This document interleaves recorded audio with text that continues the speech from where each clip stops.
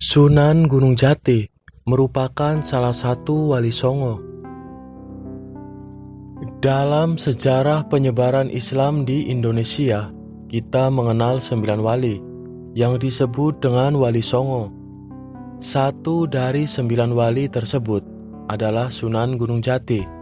Nama asli beliau adalah Syarif Hidayatullah. Dari garis keturunan, ibunya bernama Nyai Rara Santang, putri Raja Pajajaran, sehingga beliau adalah cucu dari Prabu Siliwangi. Sedangkan ayahnya bernama Sultan Syarif Abdullah Maulana Huda, tokoh Mesir keturunan Bani Hashim dari Palestina.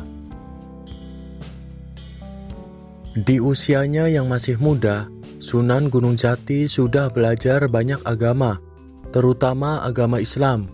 Ia menjadi salah satu wali yang menyebarkan Islam di wilayah Cirebon dan sekitarnya. Ada sejumlah naskah kuno yang mengungkap kiprah Sunan Gunung Jati, mulai dari gaya kepemimpinannya, dakwah Islamnya, hingga kesaktian yang beliau miliki. Dalam Islam, kesaktian yang dimiliki oleh seorang ulama atau manusia yang taat pada agama disebut karomah. Berikut beberapa karomah yang dimiliki Sunan Gunung Jati yang telah kami rangkum dari berbagai sumber. Selamat datang di channel Duo Saudara TV. Buat kalian yang baru bergabung dengan channel kami, silahkan tekan tombol subscribe dulu dan nyalakan loncengnya, biar kalian tidak ketinggalan video terbaru dari kami.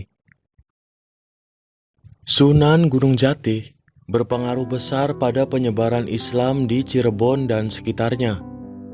Sunan Gunung Jati meletakkan dasar pengembangan Islam dan perdagangan orang-orang Islam di Banten pada tahun 1525 atau 1526. Selanjutnya, menurut Carita Purwaka Caruban Nagari, Sunan Gunung Jati mendapat penghormatan dari raja-raja lain di Jawa, seperti Demak dan Pajang, dan diberi gelar Raja Pandita karena kedudukannya sebagai raja dan ulama. Sunan Gunung Jati juga memiliki metode dan media dakwah yang beragam, mulai dari perdagangan, perkawinan, politik, hingga penaklukan wilayah. Dalam hal kebudayaan, beliau juga menggunakan gamelan sebagai media penyebaran Islam. Pada saat itu, siapa saja yang ingin melihat pertunjukan seni gamelan dari Raden Syarif dianjurkan untuk mengucapkan syahadat terlebih dahulu.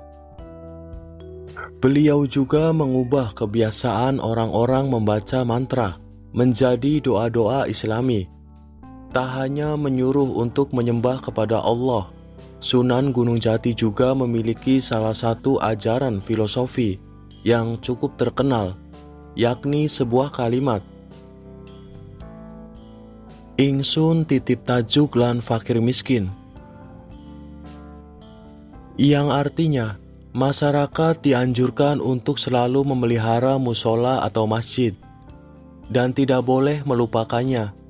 Selain itu, masyarakat juga dianjurkan untuk membantu dan memelihara fakir miskin.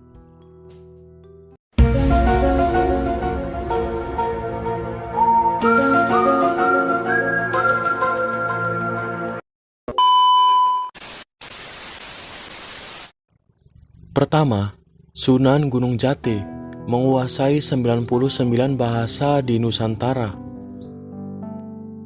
Berdasarkan hasil kajian naskah kuno Cirebon, Sunan Gunung Jati diketahui menguasai 99 bahasa.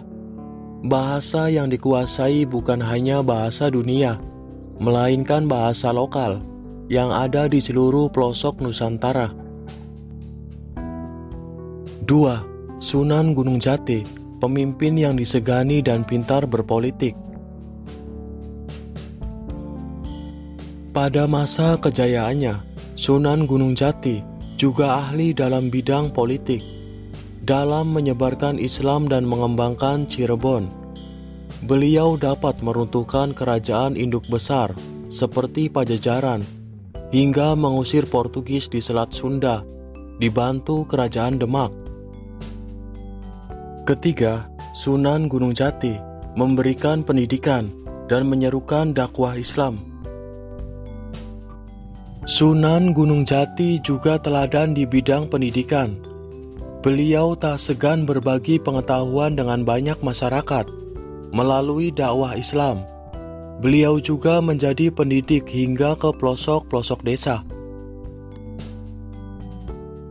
Menurut naskah-naskah yang telah diterjemahkan, dalam 1 bulan sekali, murid-murid Sunan Gunung Jati juga sering datang ke Cirebon pada malam Jumat.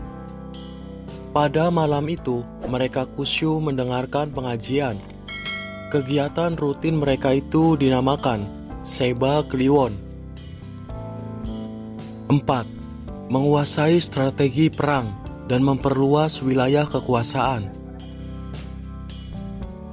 Dalam mempertahankan eksistensi Kesultanan Cirebon, Sunan Gunung Jati perlu memperluas wilayah kekuasaannya. Beliau berhasil menaklukkan kerajaan Raja Galuh, Kuningan, Talaga, hingga menguasai Sunda Kelapa.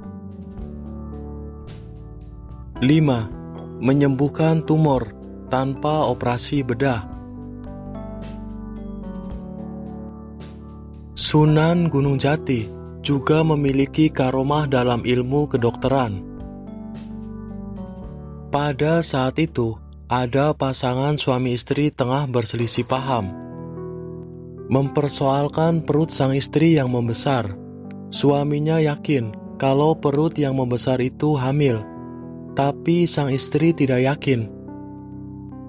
Akhirnya, pasangan tersebut menemui Sunan Gunung Jati untuk memastikan isi dalam perutnya. Dan ternyata, saat diperiksa bukan kandungan, melainkan penyakit tumor. Atas izin Allah, Sunan Gunung Jati menggunakan karomahnya untuk mengambil tumor tersebut.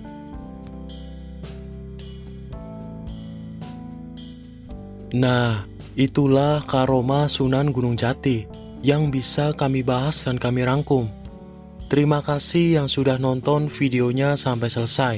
Mohon maaf jika kami salah dalam menyebutkan nama tokoh dan tempat di dalam video ini. Tetap jaga kekompakan dan salam 2S, seduluran selawase.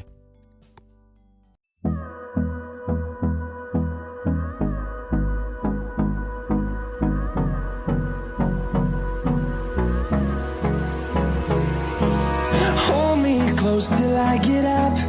Time is barely on our side.